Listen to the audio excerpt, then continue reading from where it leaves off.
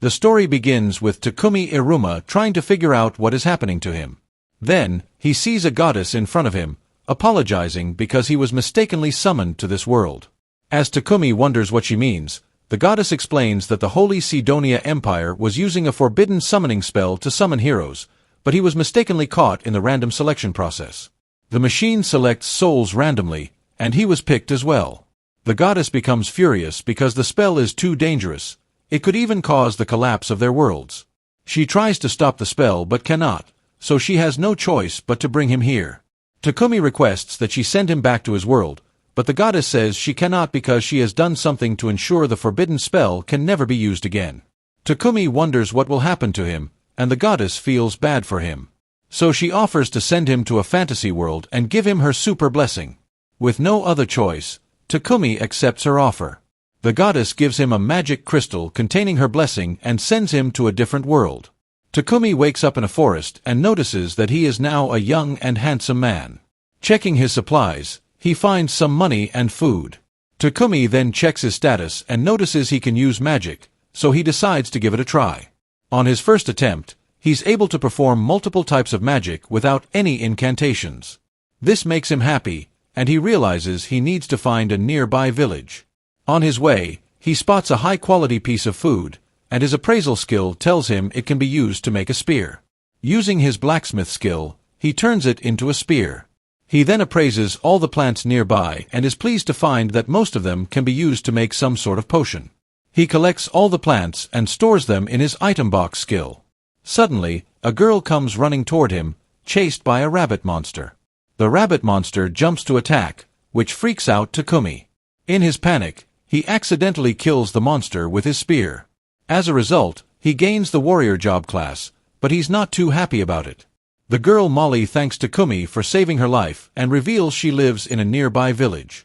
Takumi wonders if he can accompany her and Molly agrees to take him to her village.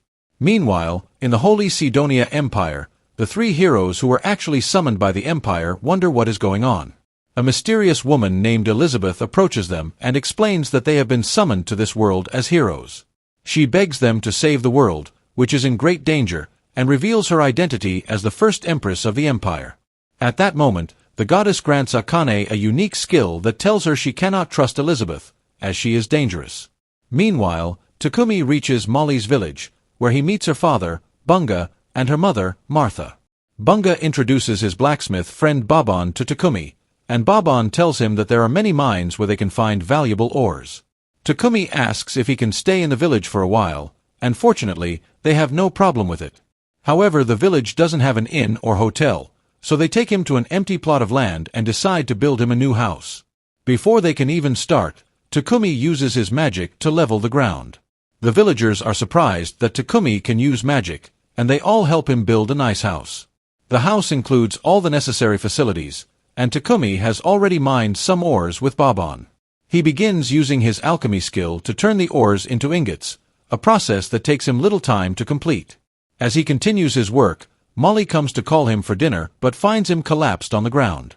She quickly calls her parents. Takumi explains that he used all his mana and passed out from exhaustion. Bunga gives him a healing potion, and after a while, Takumi starts working again, this time under Martha's supervision. Takumi works all day turning the ores into ingots and also makes some utensils. Thanks to all the hard work, his blacksmithing and alchemy skills skyrocket. Takumi then goes to Babon's shop to help him out. Babon asks him to use his fire magic to increase the temperature, and as he does, the flame's color changes to blue. Babon finally manages to finish the work and is proud because it is his finest piece of work ever. This causes Takumi's blacksmithing level to rise to 40. Later, Takumi meets Bunga and tells him he has gathered some herbs. He wonders if Bunga can teach him how to make potions. Bunga explains how to make some basic potions, and Takumi begins his experiments. When he compares the two potions, he notices that his potion has a different color. He wonders if it's because of his magic water. Determined to learn more about potions, Takumi starts eating all the herbs he can find, but soon realizes his body is at its limit. He uses purification magic to heal himself, which grants him several poison and paralysis-resistant skills. Suddenly, a huge armored boar appears in front of him. Takumi tries to attack it with his spear, but the spear breaks, and he barely manages to dodge its attack. He then attacks the boar with various types of magic, but none seem to work. As he tries to figure out what to do next, he spots an injured poisonous spider. Takumi thinks the spider will attack him, but it actually tries to save him from the boar's charge.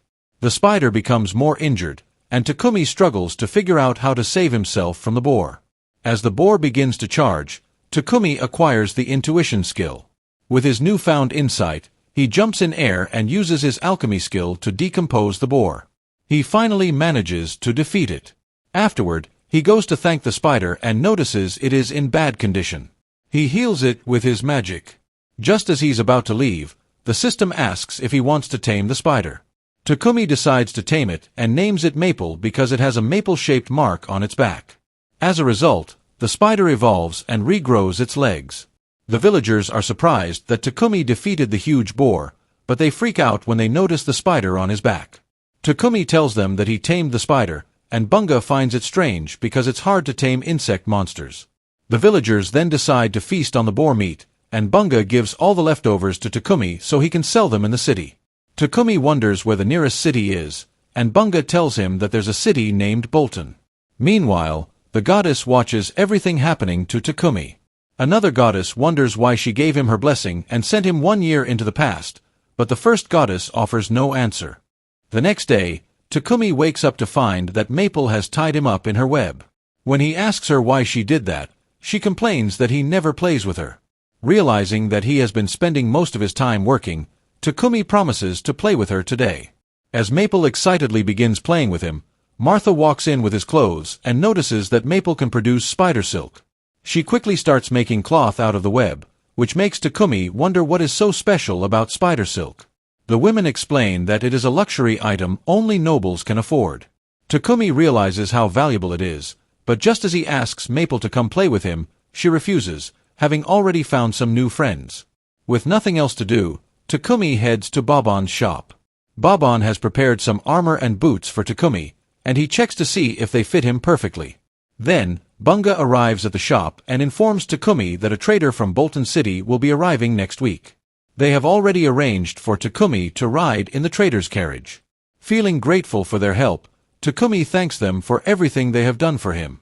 On his way back home, he encounters Martha as she is about to throw away the innards of a wild beast. She explains that these are some of the most delicious parts, but they lack the means to clean them of parasites.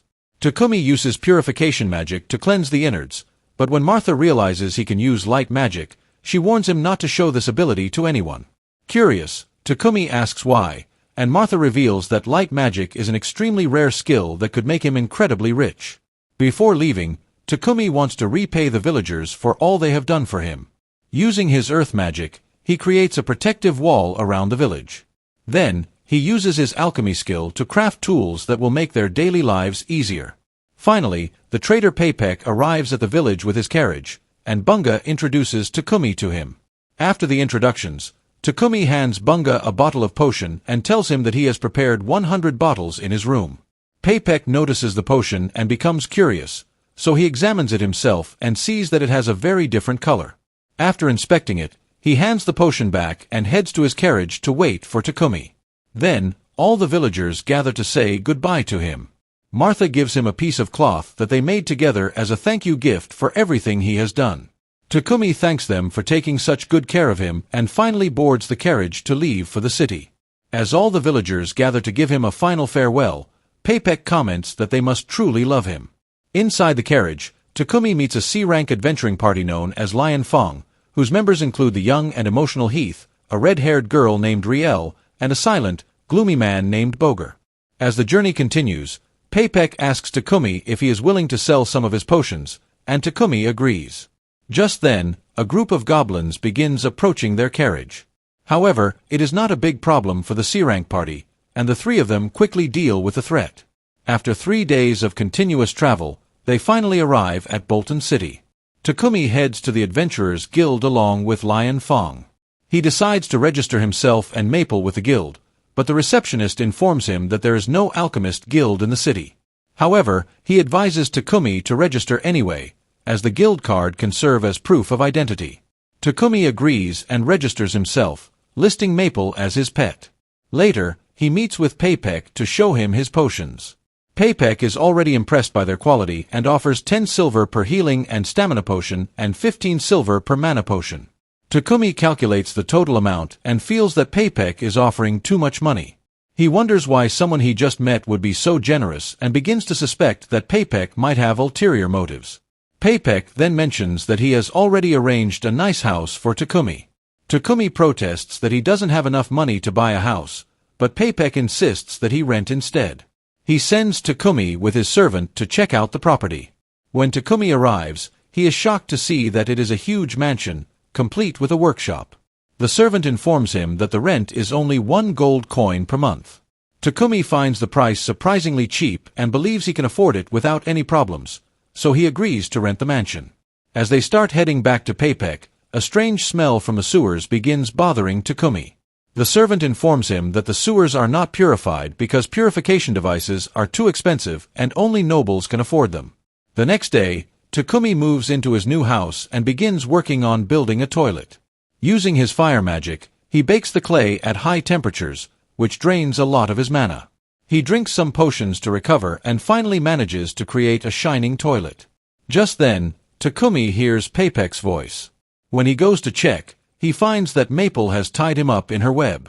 Takumi quickly apologizes for Maple's actions, and Paypek asks if he can use the restroom.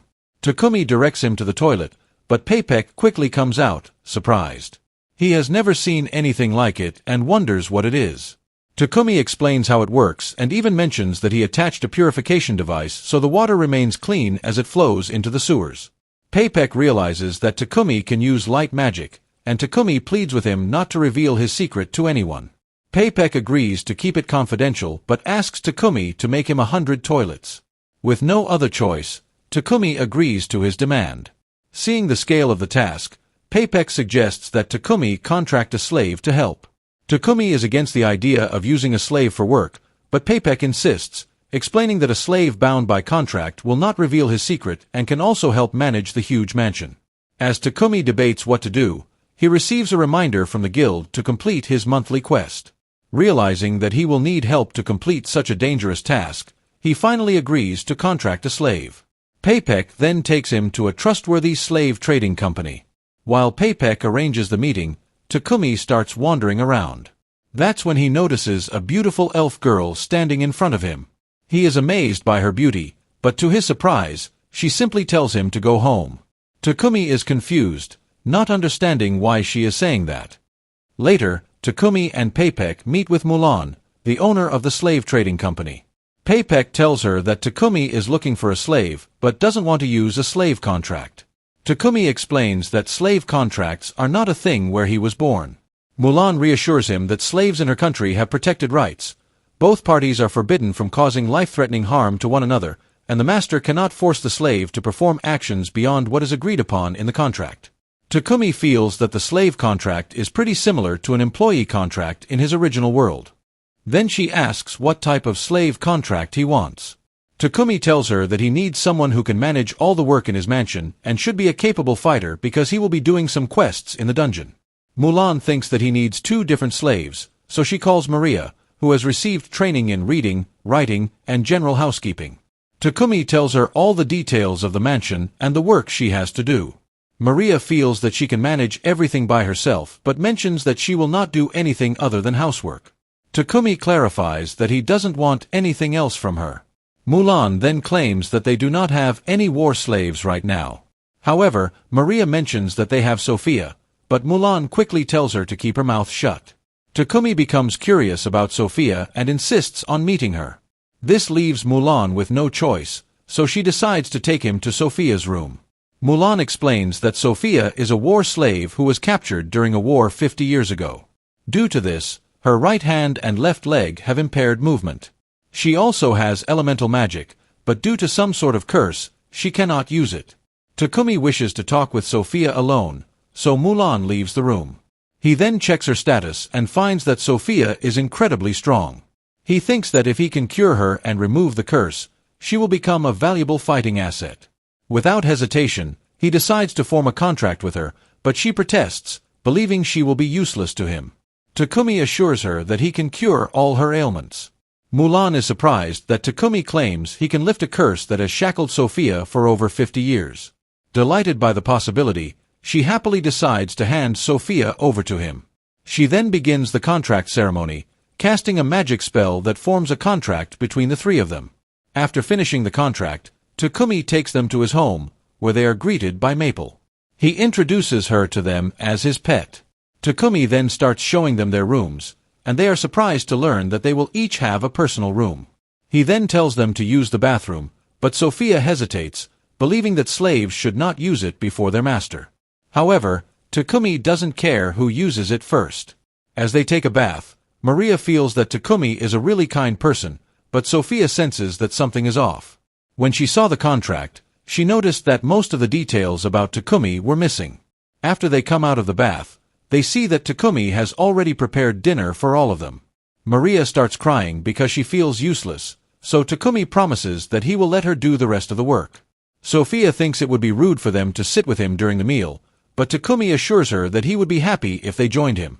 He also asks them if they can call him by just his name. Maria immediately starts calling him by his name, but Sophia feels that something is definitely wrong here. Later, Takumi meets Paypek to collect a package wrapped in magical cloth. As he heads back home, he notices a church on the way and decides to pay his respects to the goddess. While praying, he wonders why she was bad-mouthing the Sidonia Empire. In response, the goddess calls him up for a chat and clarifies that she has nothing to do with the Sidonia Empire. She explains that there are two religions in this world, the Church of Divine Creation and the Church of Divine Light. The Church of Divine Creation always worships the goddess. However, the Church of Divine Light was created by the Sidonia Empire, and its god doesn't exist. They oppose the Church of Divine Creation, but the goddess considers it a human affair and chooses not to interfere. The goddess then tells Takumi that while her blessing will last forever, the part of it that helps him always meet good people is coming to an end. From now on, he will start encountering people with ill intent who would do him harm. Takumi realizes that his life is about to become more difficult and challenging. 1 year in the future, in the Holy Sidonia Empire, the king asks about the performance of the summoned heroes.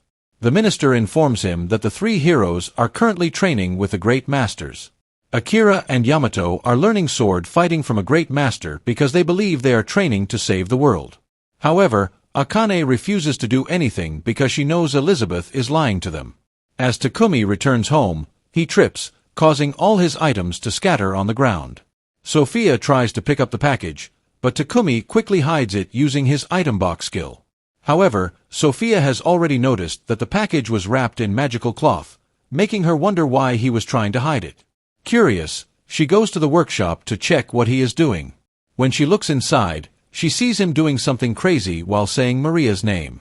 Concerned, she steps into the room and asks him what he is planning to do with Maria.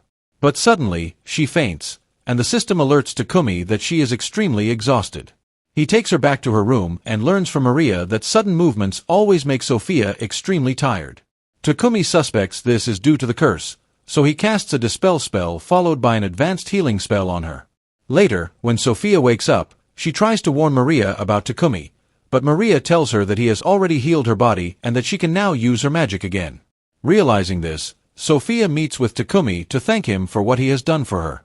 Takumi explains that he needed to level up his light magic skill in order to dispel her curse, so he was using a highly venomous poison he bought from Paypek. After clearing up all her misunderstandings, Sophia starts crying, realizing how much Takumi cares about her. Overcome with emotion, she swears her lifelong loyalty to him.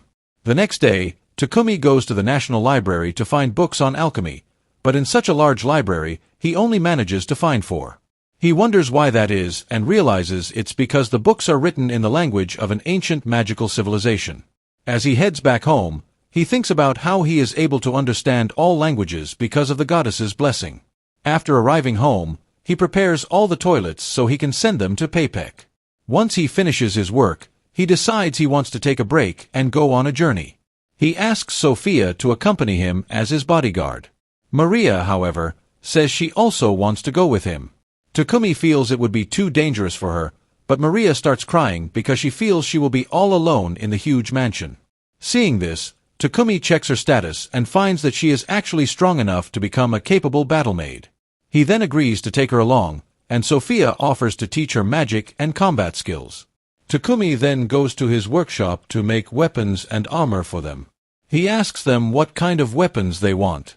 Sophia tells him she wants a longsword, a spear, a bow, and some knives. Maria says she wants a short sword or any knife, but Sophia suggests a spear to increase her attack power. Takumi starts working his magic to craft weapons for the girls, while Sophia trains Maria on how to use a spear. After spending a lot of mana, he manages to create some fine weapons and even adds patterns to match their personalities. He then casts auto-repair and attack enhancement spells on them. Takumi then starts wondering how to get their measurements for armor, but then he remembers that he had already prepared dolls of Maria and Sophia. Using them, he begins working on the designs, and after several days of effort, he finally creates beautiful-looking armor for both of them. Sophia wonders how he managed to get their sizes so perfectly, but he lies, saying it's because he used maple spider silk. He then gives them rings imbued with his mana, which will help them in casting magic. The three of them go to the guild to register Sophia and Maria. As they are doing that, the receptionist reminds Takumi that he needs to complete his monthly quest. So Takumi starts looking for some G or H rank quests on the quest board.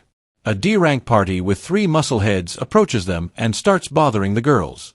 Takumi steps in to protect his friends, and as one of the men tries to teach him a lesson, Takumi hardens his body, causing the man's arm to break upon impact.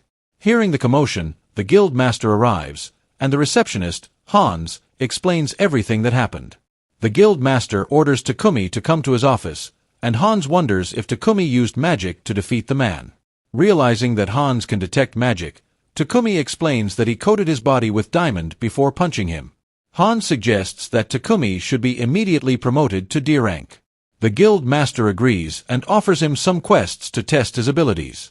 Despite not wanting to raise his rank, Takumi agrees to take the quests. The guild master assigns them 3 quests, with the first being to defeat some goblins. They manage to find a group of goblins hiding behind the bushes.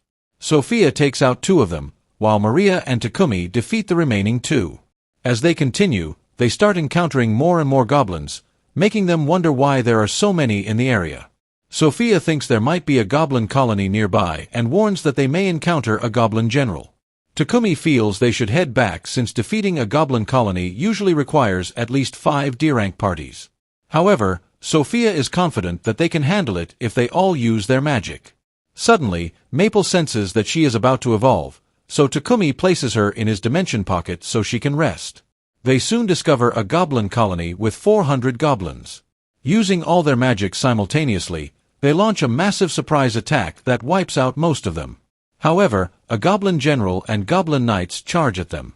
Sophia easily takes out 2 of them, while Takumi defeats the goblin general with his fire magic. They manage to complete all the quests in just half a day. The guild master is shocked and wonders how they managed to defeat an entire goblin colony on their own. Just then, Maple emerges from Takumi's dimension pocket in her evolved form. Now, she looks like a half-human girl and can even speak.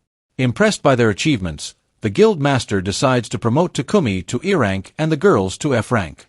After all the drama at the guild, they return home, where Maple informs Takumi that Paypek has come to see him. When Takumi meets with Paypek, he learns that the Lord of Bolton City wants to meet him to discuss his magical device. Feeling that he has no choice, Takumi agrees. They go to meet Lord Marquis Godwin, who thanks Takumi for his magical device, noting that the city's sanitation has greatly improved. He is also aware that Takumi's party exterminated the goblin colony.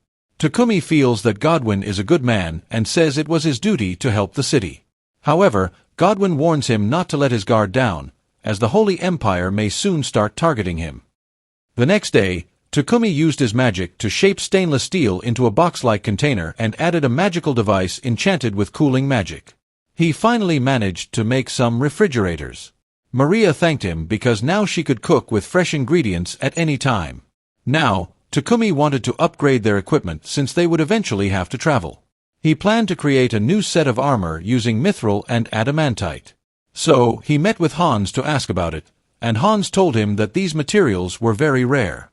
However, he also mentioned a city called Horos, located northeast of the kingdom of Barkula, where mines existed that contained mithril and adamantite. But only members of the blacksmith guild were allowed to enter the mines. Han suggested that Takumi accept a quest to defeat a monster that appeared in the mines. As Takumi considered how good this idea was, the guild master informed him that Bolton City was running low on its supply of Treyant wood. Since Treyant wood could be found along the road to Horos, he asked Takumi to transport some of it. As Takumi agreed to this task, the guild master also asked him to escort a blacksmith on his trip to Horos. Takumi didn't want to take on an escort mission, but the guild master told him they didn't have any available parties at the moment, so he had no choice but to accept the quest as well. Takumi then wondered how long it would take to reach Horos. Han said it would take 7 days with an ordinary horse-drawn carriage and 5 days with a monster horse. Takumi wanted to use a monster horse-driven carriage, but Han said they only had regular horse-drawn carriages available at the moment. Just then, Riel entered the room, complaining that advanced species of monsters kept appearing one after another. Takumi invited her to stay at his place for the night, and she agreed, so he gave her the address. Later, Takumi met with Paypek, who agreed to give him a monster horse-driven carriage. However, in return, he requested that Takumi produce more refrigerators for him. Afterward, Takumi and Riel visited all the blacksmiths Hans had mentioned, but they couldn't find anyone who could work with mithril. As they were returning, they encountered a mysterious figure approaching them. Riel immediately sensed incredible hostility from the person. Suddenly, the mysterious figure attacked Riel. In that instant, Sophia revealed her face and attempted to kill Riel, but Takumi intervened to stop her attack. He quickly explained that Riel was his friend, prompting Sophia to apologize for attacking her so suddenly. When they arrived at the mansion, Riel realized that Takumi was living with some beautiful girls. She tried to flirt with them, but the girls told her that they all belonged to Takumi. Later, Takumi told them everything that had happened at the guild. They said they had no objections to taking any of the quests. However, Takumi thought he needed to make more equipment for them before they set out. The next day, Takumi started working on a huge tungsten weapon. He tried to shape it into swords, but the material resisted his magic. He had to put in a lot of effort, but he finally managed to turn it into 2 swords. Finally, the day came for their departure. Takumi met his client, a blacksmith named Gambo. As they began their journey, the guild master received word that the monsters in the Forest of Death had become more active. They could only hope that Takumi wouldn't encounter any advanced species. Takumi and his party stopped far outside the Forest of Death. He cast a simple protective barrier near the carriage, and then they entered the forest to hunt Treyant monsters. Takumi wondered how they could tell Treyants apart from ordinary trees. Sophia explained that he would be able to sense some magic coming from Treyant trees. They managed to find one Treyant tree, and it suddenly started attacking them, but Takumi managed to defeat the Treyant monster. Suddenly, they were surrounded by angry tree monsters, so they began using magic to fight them off. Then, they encountered an elder Treyant. They all attacked it with magic, but it quickly regenerated all its branches. Sophia told Takumi to target its main body. Wreathing his sword in fire magic, Takumi struck the tree monster's body and finally defeated it. He then picked its fruit, and Sophia explained that these were miracle apples. So, Takumi decided to take them all home. After finishing their hunt, they arrived at the mining town of Horos. Gambo took them to the Adventurers Guild and explained that they had to defeat iron moles, which fed on ores in the mines. They accepted the quest, as it was the only way for them to enter the mines. They got lucky and soon found mithril and adamantite ores. But suddenly, an iron mole emerged from the ground. Takumi quickly cast a light magic spell, making the mole unconscious, allowing them to easily take it down. However, they didn't like how easy it had become to defeat monsters thanks to Takumi. Takumi wondered if they all wanted an intense battle that badly. After this, they were able to mine a huge amount of ore without any interruptions. The next day, Takumi went to Gambo's workshop and learned how to forge mithril and adamantite alloys. He then combined various types of metal ores to craft a mithril knife, forging it with a fire element. Deciding to produce armor using mithril and adamantite alloys as well, he spent many days working on forging the items. The girls were thrilled with their new enhanced armor. Maria wondered if Takumi had made anything for himself, so he revealed that he had enchanted his armor with an extra-large version of an enhanced ability, allowing him to run as fast as lightning. When the girls tested their newly enhanced weapons, they found them amazing.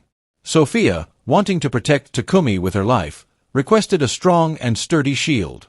Meanwhile, the goddess was watching everything happening with Takumi and saw that he was about to face two men. 1 year in future, in the Holy Sidonia Empire, the heroes were preparing to set out for the kingdom of Samander, determined to do their best for the sake of world peace. Takumi, exhausted from working for so long, caught Sophia's attention. She thought he needed an assistant who could help him in his workshop. A messenger from the Sidonia Empire arrives at the Barcula Kingdom. The messenger says that rumors of the kingdom using magical devices to purify their sewage have reached the Sidonia Empire. They claim that light magic is a gift from God, bestowed upon the Church of Divine Light, and that using their sacred purification magic on magical toilets is inexcusable. He demands that the minister turn over the person who created those toilets, but the minister refuses to hand him over to the Sidonia Empire. The messenger threatens to recall all priests of the Church of Divine Light, but the minister still refuses to hand over Takumi and tells them to do whatever they want. Peipek tells Takumi everything that happened between the minister and the messenger, so Takumi wonders if it's okay to turn the church against them. Peipek explains that the kingdom of Barcula upholds freedom of religion and follows the Church of Creation. The Church of Creation provides recovery magic for almost free, while Takumi thinks that the priests of the Church of Divine Light, which is controlled by the Sidonia Empire, charge hefty fees. Takumi thinks it would be wise to avoid getting involved with them. Then Peipek tells him the real reason for coming here. He says that His Majesty has found out about all of Takumi's inventions and he has ordered them to bring him for a meeting. Later, Takumi informs Sophia and Maria that he has decided to meet His Majesty because he protected him from the Holy Sidonia Empire. He tells them that they will be heading out in a week, so he needs to get a lot of things ready in the meantime. Maria wonders how long it will take to reach the royal capital, and Takumi says it takes about 7 days by monster horse carriage. Maria feels that she needs to prepare plenty of food for the journey. Takumi says that he has secured some dark elemental magical stones and plans to use them to make magical clocks for them. These cloaks will be enchanted with perception-blocking magic, and Sophia thinks that will certainly be useful in combat. Next, Takumi goes to the church to offer his prayers, and the goddess calls him up for a chat. Takumi asks the goddess about the Church of Divine Light and their goddess Anat, but she claims that she is the only goddess in the world. This makes Takumi wonder who Anat is, and the goddess replies that he will learn in due time. Takumi then asks what happened to the heroes summoned by the Sidonia Empire. The goddess reveals that she sent him to this world 1 year before the summoning, so the heroes have not been summoned yet. Takumi asks why she sent him a year early, but the goddess doesn't give him an answer and simply sends him back to Earth. Takumi finally finishes making the cloaks for the girls, and they like the design. Next, he starts building a carriage for himself because he doesn't want to keep borrowing one, but since he doesn't have a monster horse, he thinks about borrowing one from the guild. Maria tells him that they can find unicorns and drake horses in the Forest of Death. So the next day they head out to the forest. Takumi wonders if drake horses are faster than monster horses, and Sophia replies that they have far greater speed and stamina. They encounter a bush wolf, but it completely ignores them. Takumi claims it's because of their cloak's perception-blocking ability. Sophia then removes her cloak because she wants to fight the monsters. And she quickly defeats a huge armored boar in a single attack. Afterward, they spot a dead treyant tree nearby, and Takumi thinks it's great since he needs the wood to make the carriage. They start collecting the wood, but Maple suddenly becomes angry and starts moving ahead on her own. As she continues deeper into the forest, Maple notices many dead trees along the way, making her think something must be wrong. She then spots an injured drake horse, and as she approaches to help, the drake horse attacks her. She manages to dodge the attack, but then she sees 2 monster ants. She quickly traps them in her web, and the drake horse defeats them with its lightning. However, suddenly hundreds of monster ants surround them. Maple covers herself and the drake horse in her web for protection, but the ants begin tearing through it. She tries to communicate with Takumi through thought, but unfortunately he doesn't respond. The ants finally manage to break through her web, and just as they are about to harm her, Takumi suddenly appears. Sophia and Maria quickly finish off the remaining ants, and Maple starts crying after seeing her master. Maple asks why Takumi didn't respond to her calls, so Sophia explains that their communication was cut off because Maple's thread blocks mana as well. Takumi realized something was wrong when he felt their mana link drop, so he followed the trail it left behind. They then notice that the drake horse has passed out due to its serious wounds. Takumi tries to cast a healing spell, But even in its unconscious state, the drake horse repels his magic. Sophia suddenly senses more dangerous monsters approaching them. In response, Takumi puts the drake horse and Maple into his pocket dimension for safety. However, Sophia warns that keeping an advanced monster without a familiar pack will put a lot of pressure on him. Suddenly, Takumi starts feeling weak. He tries to drink a mana potion, but he faints before he can do so. They bring Takumi back to the house, but he remains unconscious even after 12 hours. Maria wonders why Maple and the drake horse are not coming out of his pocket dimension. Sophia believes that if they don't come out soon, Takumi will die from having all his mana drained. She kisses Takumi's hand and tries to communicate with Maple. She manages to establish a link and asks Maple to come out. However, Maple says the drake horse is still afraid and might become more confused if she suddenly appears somewhere unfamiliar. Sophia then suggests that Maple recreate the same thread barrier she used in the forest. Maple thinks it's a great idea and decides to take her out into the garden. Meanwhile, Maria heads to Paypek to buy some medicine for the monster, while Sophia waits near Takumi for him to wake up. After a long time, Takumi finally wakes up and he goes to the garden to check on the drake horse. He notices that it has recovered quite a bit thanks to the medicine, so he decides to tame it as his pet. After successfully taming her, he casts a high-level healing spell, and all of the horse's remaining injuries suddenly begin to heal. Thanks to all their hard work, Takumi now has a new companion. He decides to name her Camellia. Camellia seems to like her new name and quickly becomes good friends with Maple.